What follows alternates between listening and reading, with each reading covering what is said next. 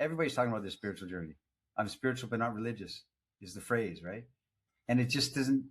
We all nod our head, but it isn't capturing something. Every time I came home in the evening and realized I'd spent 2 or 3 hours on my own writing, I would look in the mirror and I was visibly more attractive to my own self. Yeah. Almost like everything about my own face, the aliveness, the what they call the women here call like juiciness. There was a kind of a fecundity or a vibrancy in my own spirit because I'd been doing the thing that I cared about. And they're craving that too. They want that for their own spirit. But It's all the makeup of your personal atmosphere. It's yeah, your atmosphere that walks into the room with you, and it stems from your beliefs, from your experiences, from your hits and misses, from your successes and failures, from your desire for the future, from your desire for legacy. All these things, and that's the opposite of a dead planet. It's got atmosphere, and there's some rain and some wind, and but it's and some danger, but it's real. all right. Welcome Right. back to the podcast, Zan, and all the listeners, viewers out there. Um, let let's get right into it. You have, at the time of publishing this, it's around early May, and you've got a busy delivery month ahead of you. First of all, with the one of the four guild retreats of the year, where you'll Yes, coming host all up. the guildsmen for a 2 day and one evening celebration feast, and then you're going to have your What Would Zan Do, which is a 5 day kind of under the microscope, closed doors, loaded with Practical exercises. application. How do I show up in the world? I'll show you, and you will watch you do it. Yeah, All right. fun. So this is the month people are buying their tickets and traveling over to Bucharest. What I wanted to unpack, venture into in this episode is the theme that you put on the Guild weekend was called the rhythm of the interaction. And the one Uh, thing that you said that you wanted to speak about is about the rhythm of the interaction. okay. You want me to comment on that? Well, I got my question loaded up, but it seemed like your mind went into a big freeze then, so I was very worried Well, that the rhythm you of the you you're interaction, going to talk about something different. Yeah. it, to me, like it's a vital thing of this type of spirit of archetype of man that I've been talking about for 20 years. There's a rhythm in his entire being. In fact, I'm writing it in my book right now. The book I'm writing right now, I'm writing the chapter basically on this. That everything that emanates from him is rhythmic. The way he stands, the way he moves, the way he questions, the way he reaches into you to ask about your day, to ask who you are. There's a rhythm and a back and forth. My chair squeaking as I do it. But there's a rhythm in his whole demeanor, which um, which invites her, coaxes her into a rhythmic response, and nobody knows it. And it's not like this. Hey, what's your name? You live around here? It's micro. It's micro, and it's a barely detectable, if at all, but it's rhythmically felt by her. And Hmm. we overuse the word energy, of course, but it is an energetic push and pull and feel and ebb and flow like the tide. And they feel it as opposed to static, solid. We think we should be solid, but there is a solidity in what I'm saying. It's just that there's a poetry in your action, in your being as well. That's how Okay, that's very what good. I think of. I'm liking some of the starting terms. You mentioned push and pull, which often gets used in a more mechanical or kind of performance way in Yeah, other teachings. But what you're saying goes deeper than the push and pull. You said there's a fundamental poetry. Yeah, I see you yeah, wincing at the concept of just push and pull without rhythm.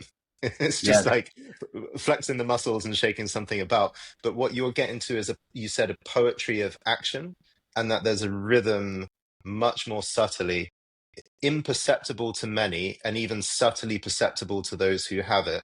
right. It's a poetry of presence. Yeah. And the presence, like the chapter I'm writing now is about presence in my upcoming book. Wait for it, people. But I don't know if that's the actual title, if that's the actual word I'm trying to say, because subcommunication is involved. There's lots of aspects that are involved in the idea of a man's presence, how he shows up, and what walks into the room with him or before him. And I'm it's presence, but maybe there's a better word. I'll fish for it. But the idea is that embedded in presence is subcommunication, the tension you put into the air, which is needed and desired, the resolution of such tension, the conversational pauses, for instance, the spaces between the notes of music, which make it really syncopated and rhythmic. Um, and the idea that, and the way that you look, the way your eyes and smile emanate, because it does emanate. And I'm trying to write about these very tactile and emotional and physiognomical things that are you can't write about. And stand here and put your shoulder like this and look at her left eye, and then look away, and then after 3 seconds, that mechanical thing you can't write about it, and it Mm. doesn't work. But the spirit of the rhythm, there's a rhythm in you that is like and it's where men approach the world with a rhythmic thrust. We hump the world realistically. That's how we see. That's how we do business. That's how we do everything. We're like, it's our testosterone and our sexual edge that gives us that drive to create and to build and to procreate and to create civilizations, create families, create communities, create children. So we're tapping into that, and it's ancient. It's nothing original to me, obviously, but I think in all the conversations I've done and what I'm writing about now and all the podcasts we've done, the underlying spirit is you're not doing tactics and techniques to talk to a woman. It emanates from something that is rhythmic in you, that you're tapping into something greater than you. So it's hard to write about, hard to talk about, but I know what I'm trying to say. Well, one of the phrases that you said really captivated me and slowed me down. And you said when a man arrives, or when you arrive in the room, and everything that arrives with you. Yeah, that's So huge. the image that it's not you alone that arrives in the room, but everything about a sense of Yeah, aura, a sense of mythology, a sense of past, a sense of mystique. They're almost like other objects or other yeah, other beings in a way that come in your orbit. And rather than just a sole person with nothing to back him up, you're kind of walking in like a king or a chariot, and you're surrounded already by your own mythology. that's right. That Correct. that's Ecology is the that's what word. came up. Yeah. Yeah, so that's what came up when you said with everything that arrives in the room with you. I'm I mean the kind of coaching question that comes to me to ask is how many of us have ever sat and considered what arrives in the room with us? I think typically we think we go it alone. Like all I am is this kind of emperor with no clothes on under the surface, and Yeah. people are pretty quickly gonna figure that out. But what a thing to think about. What do you carry into every single room that you go into in your life? It's huge. It is everything. And presence is the word I'm using. The poetry of your presence, and and you have an impact on every room you enter. No, even if you think you don't, I'll just go in quiet. I'm a little nervous. I'm shy. I'll just stand in the corner. That has an impact on the room. That changes the culture of the space that you're in. It changes, and people subterraneously have a read on you. They might not look at you or engage with you at all, but they get a sense of you. So you're coming in with a entourage anyway. Entourage is in Hmm. abundance, which is your selfishness, your lack, your insecurity, etc. Or you're coming in with curiosity, delight, wonder. Maybe you don't have confidence, but you have wonder and you have curiosity about life and your future and who is these people and who is this beautiful woman over here. So, um, yeah, it's like I said, it's difficult to write about, but I can feel it, and I'm trying to capture it, and I don't know if I can, but I'll try my best. It's extremely clear to me. In fact, I'm seeing in my own imagination right now, kind of being in some kind of a party, and every woman you speak to, every man present has a solar system of different objects, past lives, as you said, insecurities, hopes, dreams, ambitions, Yep. squashed Yeah. ambitions, suppressed selves, potential selves. It's almost like there is a solar system of these things going around every single person. And depending what you put your focus on, your own curiosity, that side of them will come alive versus deaden. That's correct.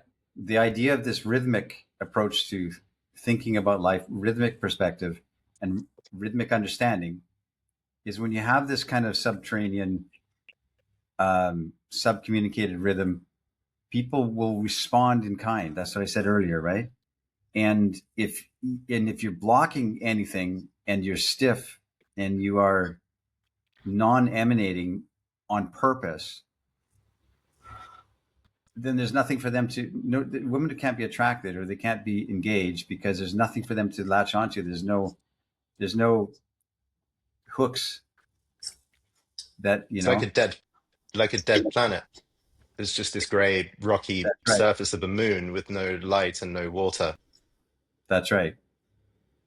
Yeah, this is so interesting. I'm writing about it now, and it's hard because I'm writing a practical book, and this didn't sound practical at all, but it is massively practical Yeah. because instead of saying, and guys have wanted this from me for years, like, how do you approach a woman? How do you stand?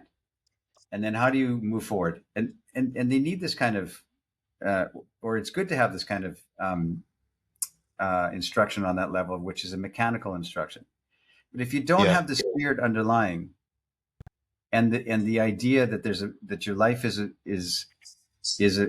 is you're caught up in something great. You want to know your young self. You want to know your spirit. You want to know what's connecting you to this place and time in history. Um, when you have that kind of conversation with yourself, the contemplative conversation with yourself, when you talk to a woman, that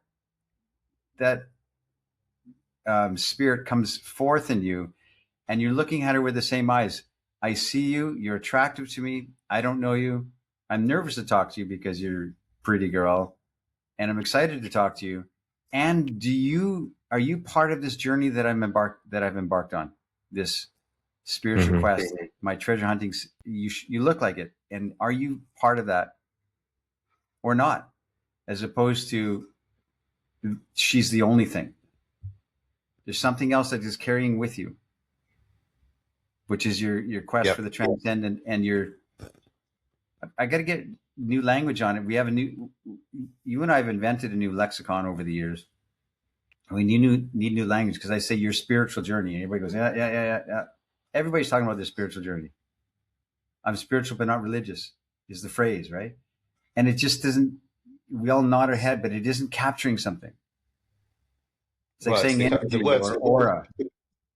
The words are cliches. They've lost the original gravitas they might have had at any point. That's right, and So they're used for if you every. can find if you can find a new language that comes out of your body that does justice to the gravitas, people might feel it differently. You know, 10 people in a room can say, I'm on a spiritual journey, but you would be compelled by some and repelled by others, even though the words are the same. I guess it That's depends how alive. So there's a few things I want to share. Like a couple of weeks ago, I did a workshop with our members of the guild, and I said to them inside the workshop, what we're doing all weekend long is basically process work. We're working on in the depth of process. That's a bit of a technical name, but we're working on everything that is typically understood as the subconscious or is working with the right hemisphere of the brain. everything that's to do with creativity, everything that's to do with imagination, Yeah. dreams, feeling, felt senses, intuition of the body, which is completely different to the more objective, practical, method or mission focused sense of where do you Yeah. stand, what's the right posture, what's the protocol here, what do I do sequentially one after the other. So it's already the poetic side of the brain rather than the engineering.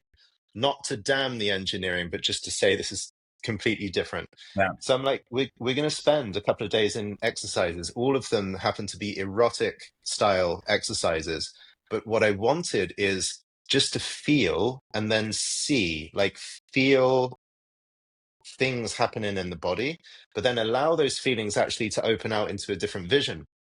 So I've talked about dreams a little bit on the podcast before. I've talked about the fantasies, the cravings, the do you allow yourself to imagine, fantasize, anticipate, draw a picture of what might happen? So that's where we've been going. Because the idea is if you get this stuff alive in you, what you dream about, what you yearn for, what has had meaning for you in an innate kind of felt sense, what is meaningful? Well, meaningful things happen. They come entwined with feelings. Meaningful things detached from feelings are not meaningful. They're something that shows up through the body. So going back to what walks into the room with you, um, I've been having this on-off practice with my own writing over the last couple of months. So I've been Okay. working on a piece, and then I've been distracted by other things coming my way, and I've been flip-flopping in and out of, oh, that was a day where I got some stuff done on this writing. And then the next day, no, I couldn't because I was taking care of business or pragmatic needs, right? Yeah. Every time every time I came home in the evening and realized I'd spent 2 or 3 hours on my own writing, I would look in the mirror and I was visibly more attractive to my own self. Yeah. Almost like everything about my own face, the aliveness, the what they call the women here call like juiciness. There was a kind of a fecundity or a vibrancy in my own spirit because I'd been doing the thing that I cared about, right? This thing that I love in my life had received some nourishment, and I looked at myself and I felt my own aliveness. People say, well, you just followed your passion. Yeah.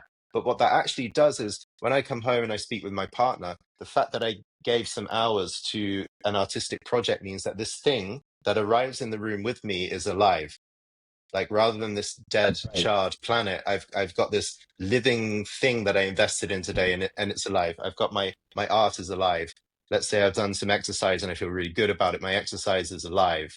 My sense of what I'm dreaming about or envisioning for the future, what I'm fantasizing about, whatever, is alive. So I give kind of conscious nourishment. What I feel in my own body emotionally today is alive because I've done some kind of practice to be with it, to allow it to expand and generate. I talked to the guys this year about a concept of stickiness. Actually, why do some men look like they've got everything put together and they walk into the room and everyone forgets them? But other men who are not really not as physically attractive can show up in a room and speak some things, but there's a stickiness. Women keep texting me back on the phone or, asking someone for my number and reaching out or, relationships don't go away. There's always a next thing to say. Why is that? Why don't like I don't lose people, women on the phone that I want to be speaking to. Uh, Why don't they drift out and ghost me? Well, there's a stickiness. All of these things that surround me, what I enter the room with has life to it. and they're craving that too. They want that for their own spirit. People are They've drawn sensed, to yeah, that they've gravity. sensed in me particular pockets of aliveness all around, Yeah. and then they go back into their day and something comes up. Oh, I think about Jordan and whatever. Because But it's all the makeup of your personal atmosphere. It's your yeah, atmosphere that walks into the room with you. And it stems from your beliefs, from your experiences, from your hits and misses, from your successes and failures, from your desire for the future, from your desire for legacy, all these things. And that's the opposite of a dead planet. It's got atmosphere. And there's some rain and some wind and but it's and some danger, but it's real. yeah. This is really powerful. for me, it's so much to do with the vitality of imagination, and vitality of imagination is linked to vitality of emotion and feeling in the body. And a That's word right. that we might go here another time. A literary word that keeps coming back is interiority. So, do you have a sense of your own interiority, like you know the contents of your guts, your mind, your heart, and when you spend some time on your own to think about them, do they come more alive? I'm not Yeah. talking about neurotic kind of Woody Allen interiority of No. thinking about yourself and what your anxious plan is, or working with anxiety or doing inner process. And I'm saying the same thing as you. When you think about the next year of your life or the next 3 years, does it generate feelings that are powerful, that create a kind of radiance? Yes. You know, I've said for a long time that the worst feeling in the world is to not have something to look forward to. I ask women all the time. I ask Deanna, what are you looking forward to these days? What are you excited about? What do you? It could be a trip upcoming, or I'm learning something, or I'm going to go coffee with my friend. What are you looking forward to? And when you don't have that, you have nothing to look forward to. Um, I think it's. I don't know if that's related to your point, but I just popped in my mind right now. What a Yeah, thought, you know? it's definitely part of it. I always ask, I said to the I said to the guys when they arrived in Bali for the Gill retreat, I met everyone on a Tuesday night, and you were, I think, still in your hotel. The climate stranded in the rain. Actually, you couldn't actually get a That's taxi up and right. meet everybody. You were stranded in Seminyak. And I sat at the table and I said, "Look, tell me your favorite films, because this is another piece of it of your aliveness. Do you like film? Do you like music? When you're a Yeah, teenager, there's always a new band or a DJ or something, and it's like, God, this rock band or whatever is me. My identity shines because I'm alive at this art that I've come across." And I said to the guys on the table, "Tell me your favorite movie." And I wanted to see who would speak about a movie and how would they become animated as they spoke about the movie. And then I said, if you tell me your favorite, because I'm a film buff, if you tell me your favorite movie, I already know everything about your psychology. And half of them got all squeamish all of a sudden. But wow, it's like it led to this conversation that was very, very, very vibrant. You know, the space became bright, the atmosphere became warm. Everyone's bought into this. And so you said something to look forward to, but also something you did yesterday that fills you with passion, that's right. right? Or something you do in your home. Did you cook breakfast this morning? Did the act of cooking and the nourishment you took from the food bring you vitality? That's why And people that, have this dream about moving to France or Italy, because they see yeah. everyone's cooking and feeling vital because of the connection with the food or the land or the music or the art or whatever it is. It When I do all, my one-on-one coaching, I ask these questions. They want to talk about a situation they have with a personal experience with a woman right now. But I ask these fundamental questions. What do you love? What do you do Mm. with your leisure time? Do you play video games, play music? Do you read a lot of books? Because I want to get a sense of that guy. And what are you looking forward to? I ask these questions before we get into the nitty gritty of what's going on with the situation. I want to get a sense of who that guy is and what he's excited about and what he's dreaming about. You know, I think it's important. So anyway, I just thought I'd interject that. is is it because I'm presupposing an answer to your question. I'll throw it out anyway, but I imagine you ask those questions because when he talks about these things, he starts getting excited, and his excitement about these things is exactly what makes him attractive. And then you can turn and say, "Just talk about this to women," and it's Exactly. pretty much going to go great because your lights go on as you talk about the things that you love. Your attractive self already got revealed by answering those questions. Exactly. And we all have different things that we love, and we're all different makeup.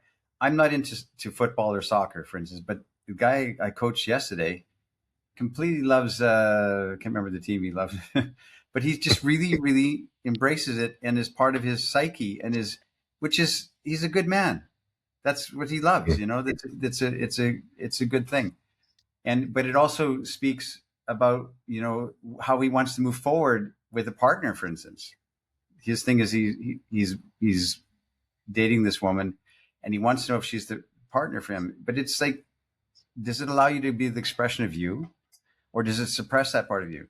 Which is, a technical thing, but it's all the conversation of presence or atmosphere of you.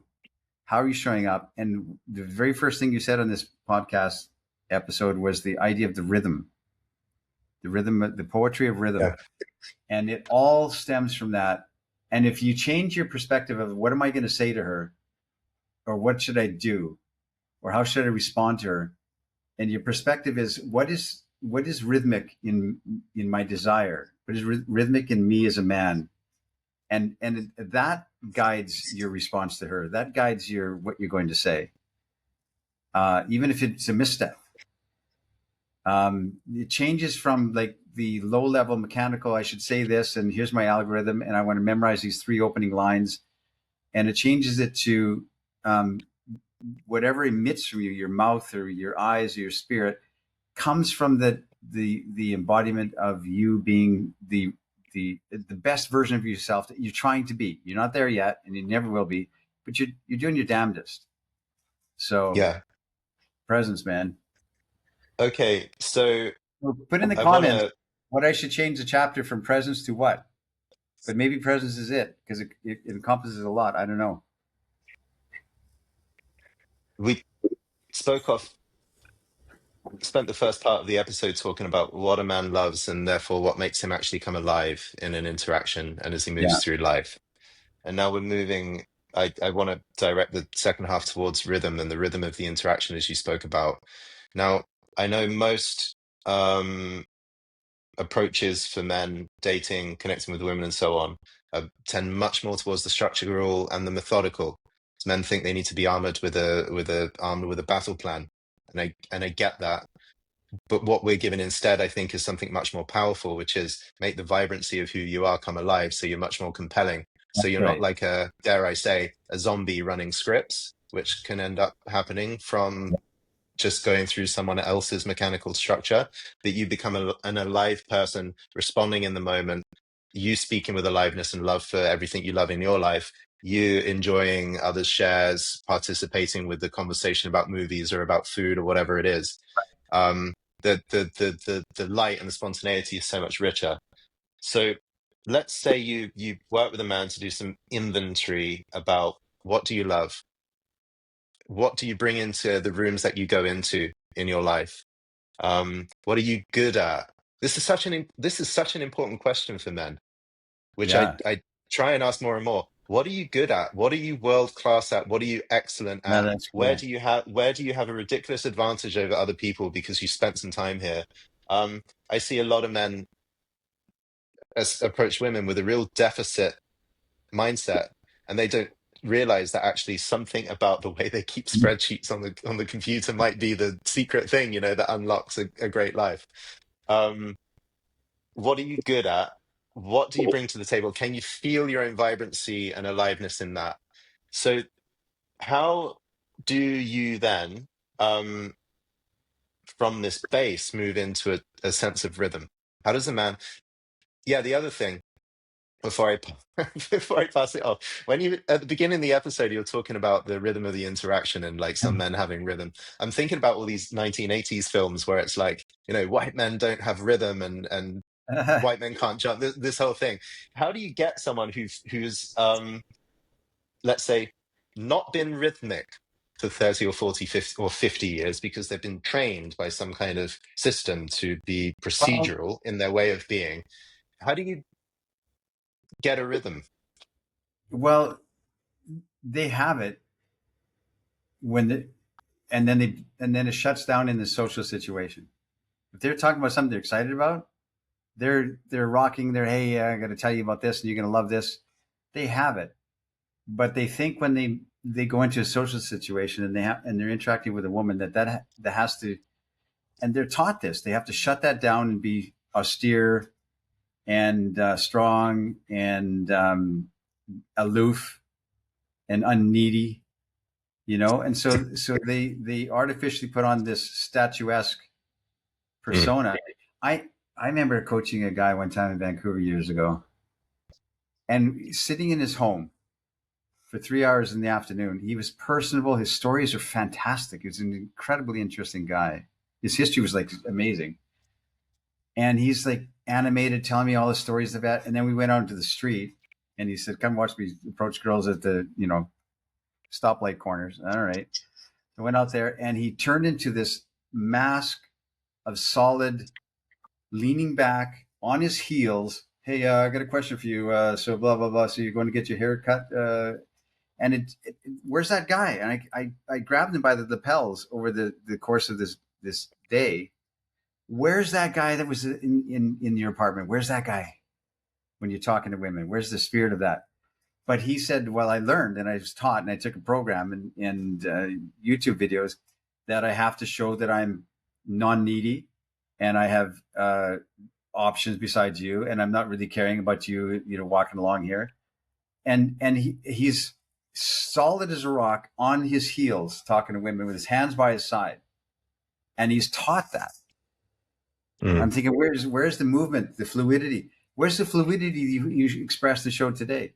Another guy that I've been dealing with lately, you ask him what he's loved all his life, and he's loved Warhammer, which is this, the fantasy world. And I think that's interesting. He tells me about it. And I want to know what, he paints his figurines and he does kind of stuff. And I think that's interesting character. That's an interesting thing. So surely there's women that think that's interesting too. That there's an interesting aspect of who you are, in my mind. But we turn off that kind of enthusiastic love of life, love of our hobby, love of our excitement when we're talking to women, because we want to look like we're arrived in the world of adults and yet we're responsible and we'd be a good catch. And everything shuts down. And all that rhythm that they have naturally for something they love goes away because I have to be on my best behavior because I don't want to scare her away and I want her to think I'm not really engaged and I don't really care. Incredible. Okay, so you've named a deeper layer, which I wanted to ask about here, which is rhythm natural, and it sounds like there is like you write in your book, every woman has a beauty song. It's like we could say here, every man has a rhythm. Every man Yeah. has a natural, physical, and energetic rhythm in the way that they speak and in their animation when they are plugged in and coming from the things that they love. For example, I've had many guys over the years that I've worked with who are like, okay, I don't know how to talk to women. I'm blocked, approach anxiety, etc. And they're brilliant musicians, like beautiful piano players or jazz guitarists. You know that too, right? You know that too, right? I'm thinking, if you have that and you have that in your soul, that jazz guitar feel, if I had that, I'd get girls. If I could play like guitar like you, and you exuberate about it, you love the fact that and it's expression of you. You have that whole aspect of you that you don't show the world, or because it's just, I play guitar too. What do you mean? That is you. That is your best expression of you. Guys who are funny, and they think, well, and their therapist told them, well, you're using humor as a crutch or as a shield so that people don't see the real you. And what a thing to say. That is the real you. You're a funny guy and we make people laugh and you bring joy into the world. Lean into that. Not say, okay, it's something I have to resolve and have to get over because it's a shield. No, it is you. So these things, man, if you have that musicality in you, you're a concert pianist. Are you kidding me? What a great expression of you. And if you were to love into it and really embrace the fact that this is who I am, you're automatically attractive to people, to men and to women. You're automatically an interesting guy. Instead, we shunt those things aside and say, oh, I have to say the right line and come up with the right mechanical thing to say. it is the musical expression of you, for instance. And a lot of guys that I've worked over years are brilliant musicians. I play a bit of guitar, but not like that. Not like that. Yeah. So I, I want to say psychologically, somebody's humor might be a compensation mechanism to shield themselves from the pain that sure, they never processed. It might, that psychologically, it might be true. But on the other side of the spectrum, if it's been in your body for 30 or 40 years, it's probably turned into a gift that's life enhancing, whether you heal the thing underneath it or not. So exactly. I, I agree with a lot of the psychotherapeutic frames, but you get stuck in them and then think, God, I need to fix this all of a sudden. There's something about embracing your foibles because they contain actually a lot of rhythm, aliveness, Yeah, genius. the thing about my ideas, and I could be wrong, and I would 100% admit and could be proved wrong, but I still have this sense, this underlying sense that we're all broken. We've all fallen short of the glory of God. We're all, we're born with our little hearts broken, and we're trying all our lives to be sincere, to be loved and lovable and accepted. We're all that, and the foibles, as you said it, is part of you. Is part of who that expression of who you are, and the therapeutic mindset of, I mean, obviously, real trauma needs some therapeutic alleviation, but we use therapeutic mindsets and medication stuff to because I because I'm because of our common issues of life that everybody's had in the history of the world, and I guess what I'm trying to say is that we're all broken, and instead of trying to fix it, this is my where I diverge from coaching or whatever, right, or therapy or whatever. Instead of trying to fix it, shake hands with it, accept it, and say, and I'm going forth anyway. I'm going forth with the best expression that I can anyway, and I really have this mindset that we're all brokenhearted children. We're all abused as children, abandoned as children, betrayed as children, you know, um, and we need to resolve our childhood, is what they say. And I'm saying, let's shake hands with that child and go forth into the world and spread light as we can. So that's where I diverge from a lot of, and maybe I'm wrong. Maybe it's rose-colored glasses, and but it's not the power of positive thinking. That '70s phrase, the power of positive thinking or manifestation. It's just recognizing that we're all broken, and the woman you see in the coffee shop in a pretty blue dress, she's broken too, and she's sad, and she's insecure, and she's wishing she was more than what she is, just like you. And you realize that we're all like that.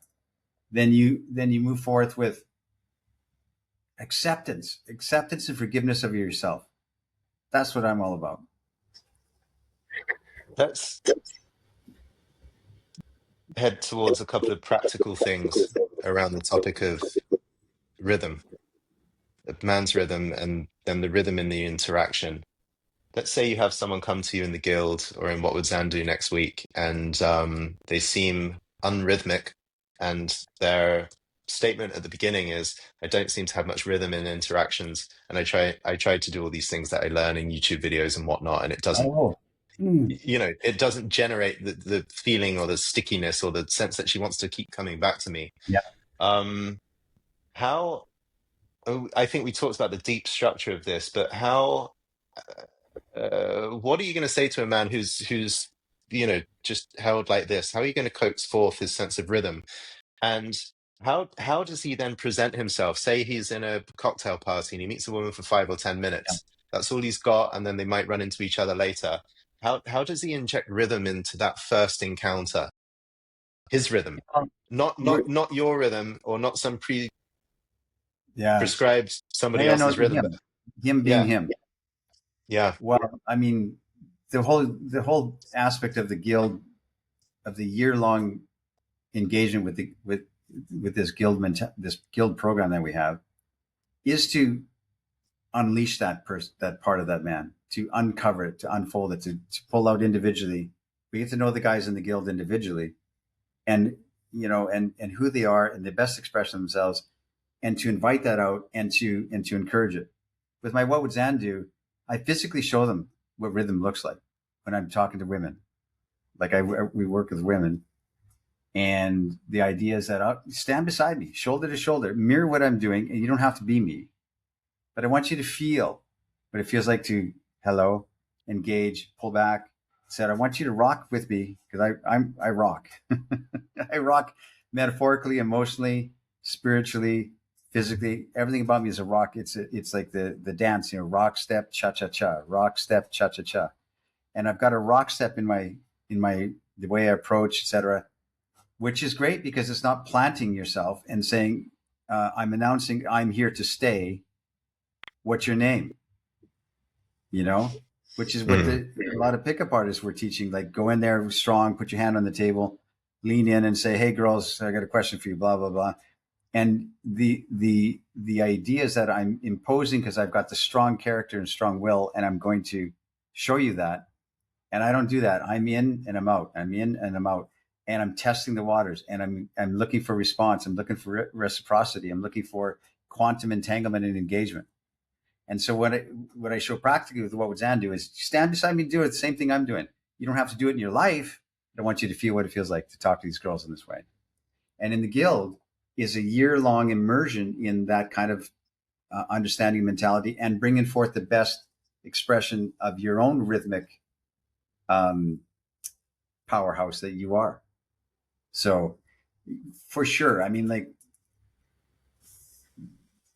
when I've worked with guys and they see it practically, we meet in the guild retreats, for instance. You can feel it. Something's changed in them. One of our guys that was in Bali, I talked to him last week, and he's in California now, and he said, "You know what? Mm. I've never really approached women, or thought I could." And he's an older guy too. And he said, it's something after Bali, something changed in my demeanor, and I have this more rhythmic movement forward, and I'm having a lot more fun. It's so anyway. I don't know if I answered your question,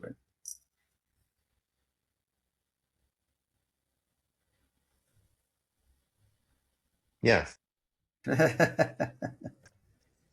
well, there you go. I think we're complete. I'll say one final thing. I remember watching a football interview about the styles of playing football and the great teams of history. They were talking about the old Argentina teams and so on. And they would talk about quick, quick, slow. And they would slow the ball down until the opposition got bored. And then when they put the opposition out, they stopped the concentration or they got everyone tired, they would attack very quickly. And then I think there are different dances like tango, maybe waltz, quick, quick, slow.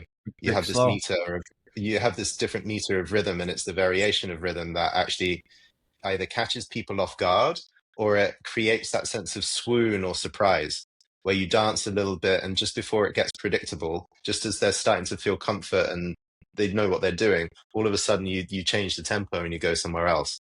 And Right. I think this is core in seduction. Why I'm saying this is that it in my experience it tends to be useful to introduce a man to the full masculine frame, which is stand with your feet flat on the ground, breathe deeply, open wide, relax Yeah. all the muscles all the way through the body and so on. And you can take that sense of slow.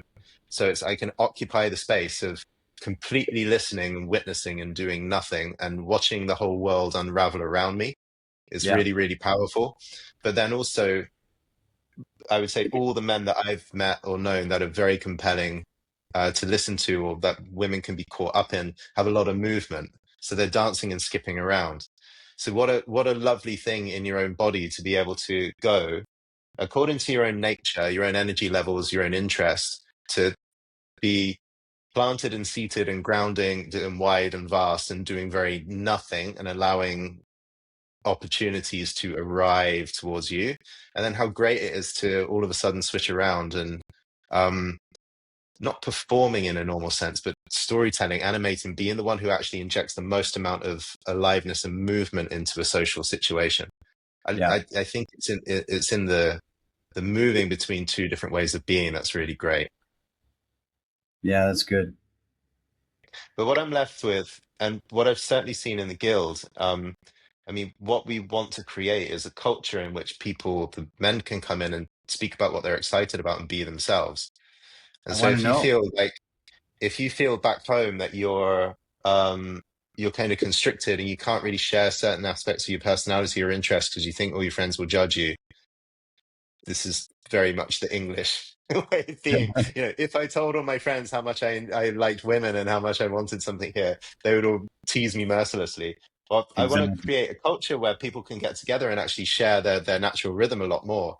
And what I saw in the room just the other side of this door is a lot of men um, expressing their rhythm, like their doubts, their thoughts, their real visions for what they want, um, coming into a different way of embodying themselves. I I think that's really key. And then we get to see who you are in motion, how we get to see who you are in stillness, Yeah, exactly. and what's compelling, or what might you look at fine tuning about your rhythm. Yeah, very good.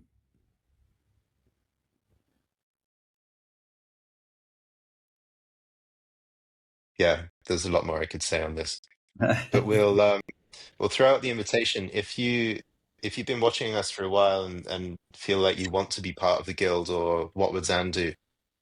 Get in touch very quickly because those events are happening soon. We'll put the information underneath the show notes. Yeah, Send in any questions you have about the specifics of the training, whatever you feel you need to know. Um, perfect. yeah, what a joyful thing it is to move forward with um, animation and connection to what you love and Rhythm, rhythm, bring that rhythm. to others. Yeah. Yep, perfect.